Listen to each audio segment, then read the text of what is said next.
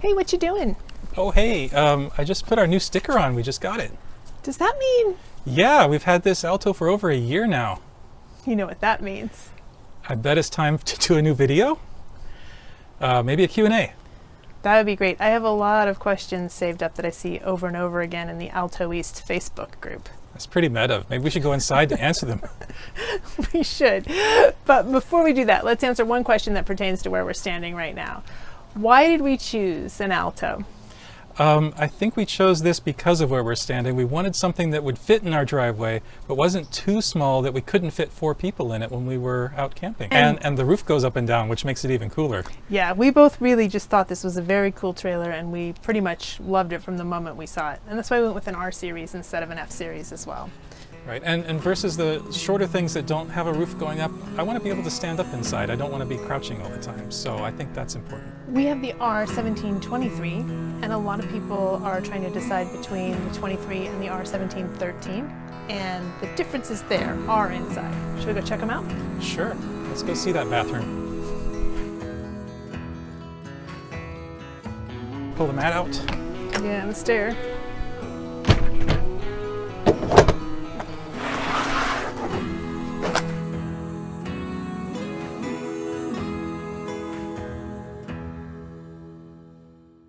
All right, so I guess in the difference between the two trailers, this is the main attraction right here.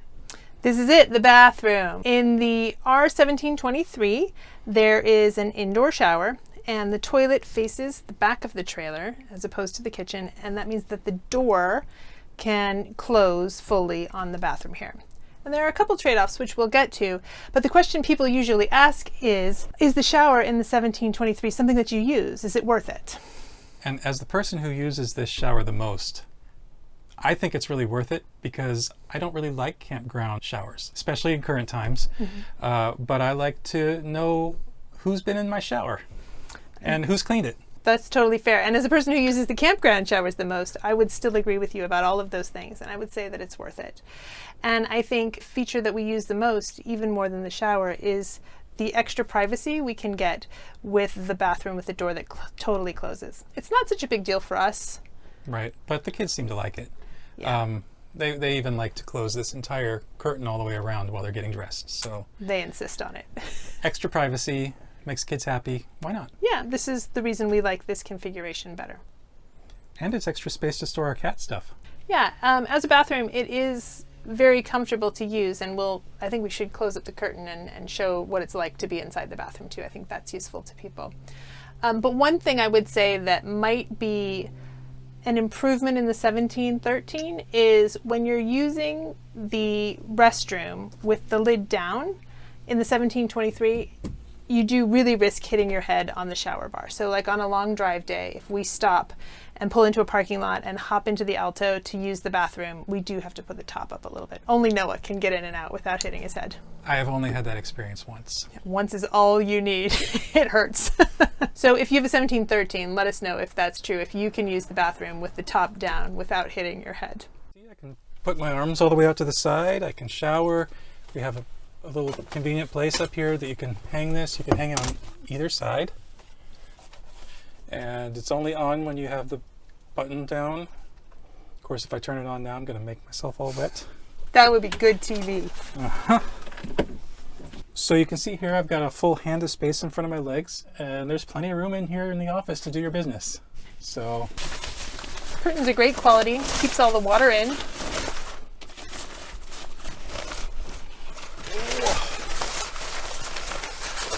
but it's a multi-step process to get this thing put away.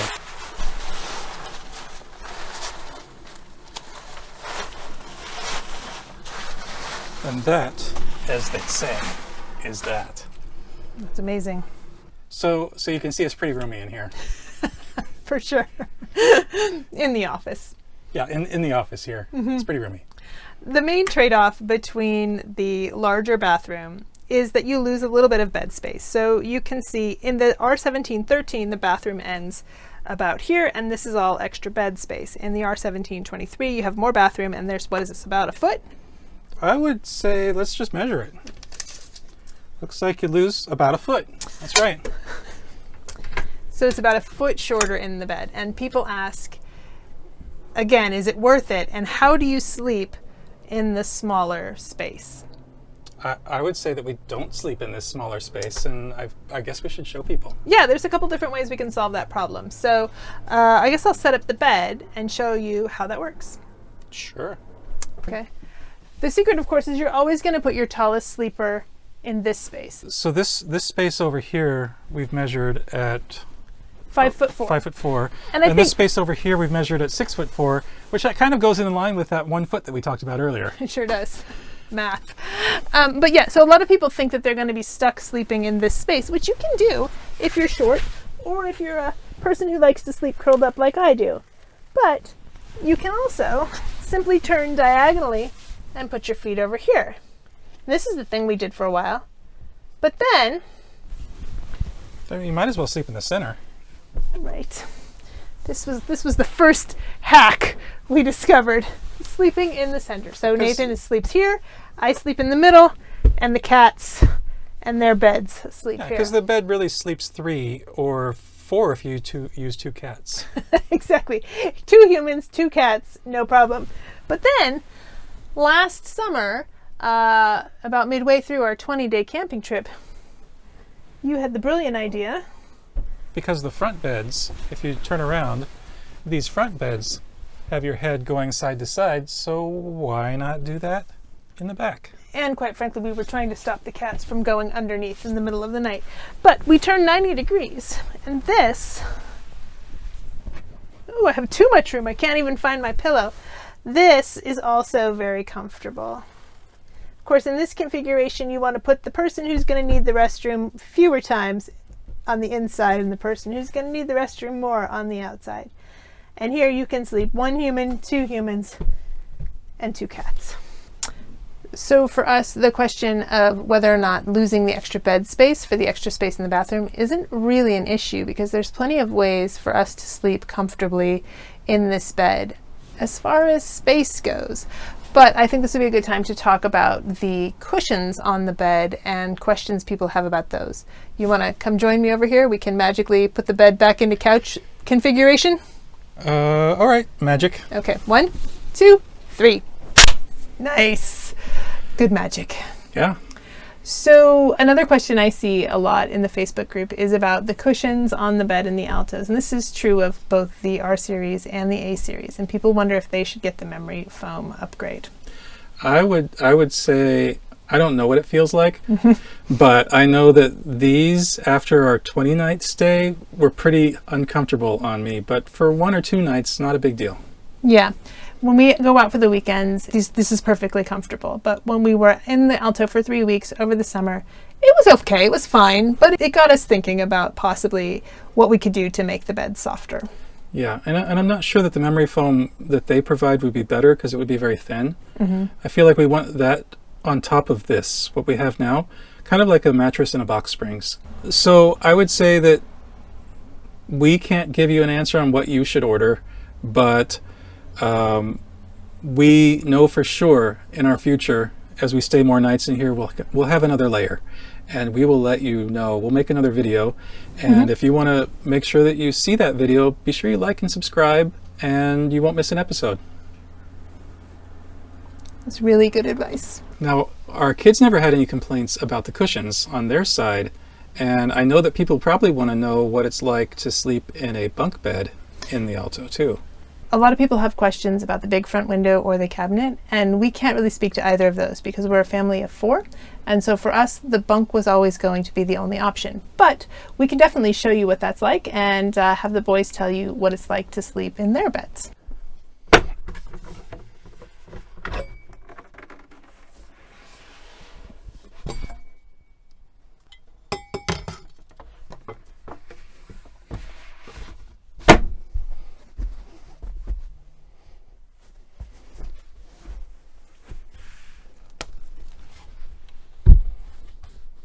All right, so just like that, it's ready.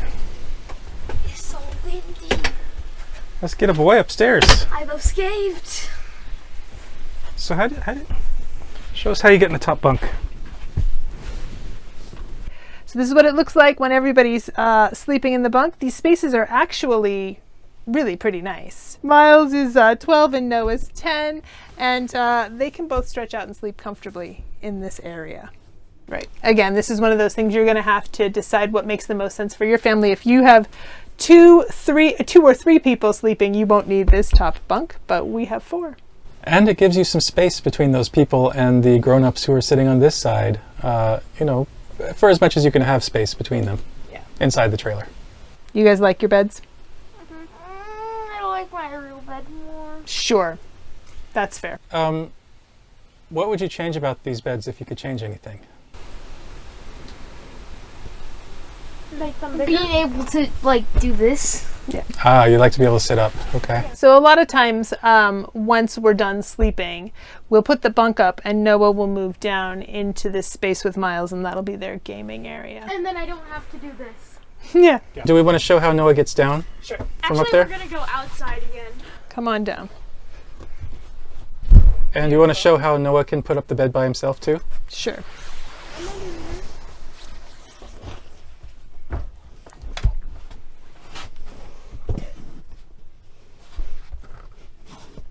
There you go. Love you. Thanks. See you soon. Let's do a lightning round. And we'll go through some options on our Alto and say what we would order if we were ordering a new Alto today. Okay. Okay. Solar panels. Go. Yes, because you don't want to come out to a dead battery ever. True. We almost never plug our Alto in our driveway. Definitely not. And everything still works. We can still raise and lower the roof. And our lights and fans still work whenever we walk in. Yeah. As the primary backer-inner, what do you think about caravan mover? Yes or no? If we were going to order another Alto today, I would again say no to the caravan mover. And that's sort of surprising because I liked the caravan mover when we first started shopping for Altos. It looks really cool in the videos. It really does.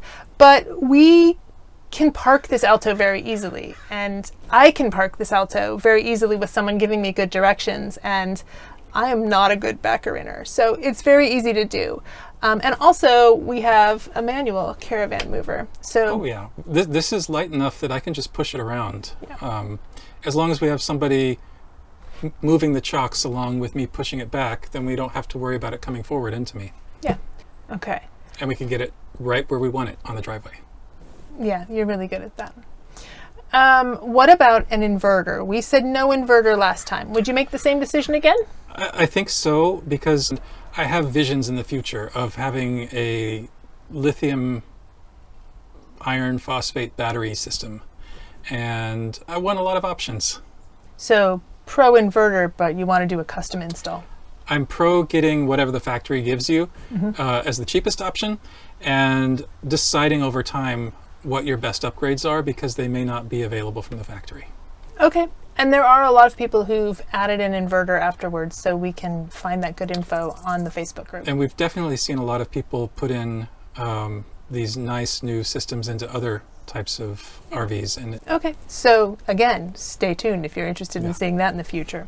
So how do you feel about not having a TV? I feel fine about not having the TV. And we're a family that probably has more screen time while camping than a lot of other families do. But we bring at least 4 laptops and tablets and switches and all sorts of other things with us. We've watched Netflix on a phone in a campground, and it was actually delightful. Pretty nice. Yeah. So I would again say no thank you to the TV. Here's a trick question for you. Microwave or cabinet? I would say that we need to go with the microwave, because if we just got a cabinet, I don't know that there'd be a place to plug in a toaster oven, and we really wanted to have a toaster oven in here. And you can probably check out that video. It's going to have a link right here, I bet, if I get this right. And you can see how that swap goes. Okay. So to wrap up, what if we talk about a couple upcoming projects we have for our Alto? I think the first thing we need to think about is the sink. There's been a bit of a pain point there. Agree. I know a lot of people have replaced their sink and put a real faucet in there. Yeah, it's a very popular mod, again, in the Alto East Facebook group. It's nice that it folds down, but it would be nice to have more space under the faucet to be able to work. Yeah, yeah.